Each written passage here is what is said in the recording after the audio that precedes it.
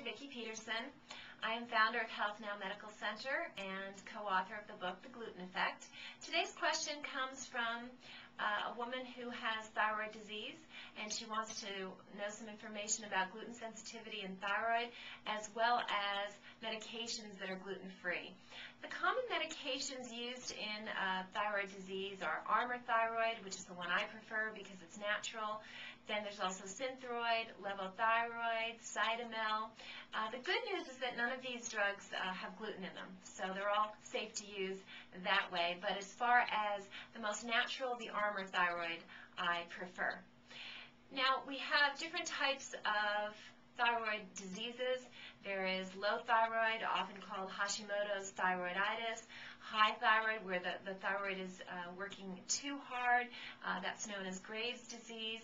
And both of these diseases, though, are autoimmune. And what we know about gluten sensitivity is that it's highly associated with autoimmune disease. 40% of gluten-sensitive patients have thyroid dysfunction in a study that was done. So that's a huge number.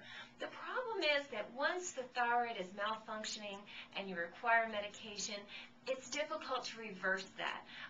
Adrenal malfunction, on the other hand, which is part of the same system, the endocrine system that thyroid is a part of, is easier to reverse.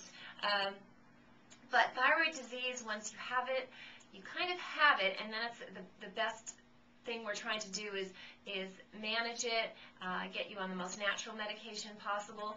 But also, the nice thing about finding out if you're gluten sensitive, if you've already been diagnosed with thyroid, is that you want to make sure that you're not going to develop other autoimmune diseases. So it's very important, if thyroid runs in your family, or if you yourself have thyroid disease, make sure you get checked for gluten sensitivity so that not only will you be, of course, absorbing better, you'll absorb your medication better so that you'll need less of it as far as the thyroid is concerned, but the prevention of other autoimmune diseases can occur because of your diagnosis of gluten sensitivity and of course, avoiding gluten and getting your small intestine healed up. So there is a triad, if you will, of gluten sensitivity, thyroid disease, and diabetes that's very common. So definitely worth your while to find that out. Now, the normal population, 10% of our normal population has thyroid dysfunction. In a children's study of over 500 children, they actually found that 26% of those children that were gluten sensitive had thyroid antibodies, meaning their body was attacking their own thyroid. So this is autoimmune disease. But only 2/3 of that 26% actually showed hypothyroid in their blood test. Now, what's exciting about that means prevention is very much key here.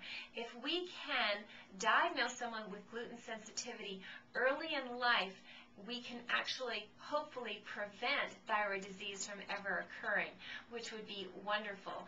And of course, as you probably know, gluten sensitivity is associated with a lot of autoimmune diseases, but certainly thyroid is very much up there as far as frequency is concerned, especially in the gluten-sensitive population. So the sooner you get diagnosed, the better, and more studies certainly need to be done as regards the children population, but we certainly see here clinically with our patients at the clinic that patients can have autoimmune disease and the symptoms reverse once they find out they're gluten sensitive. And what you're doing is you're sort of turning down that fire, you're turning down that inflammatory response that's causing that autoimmune disease to continue. And so that's really the key there with gluten sensitivity and thyroid. And I hope that helps. Until next time, to your very good health.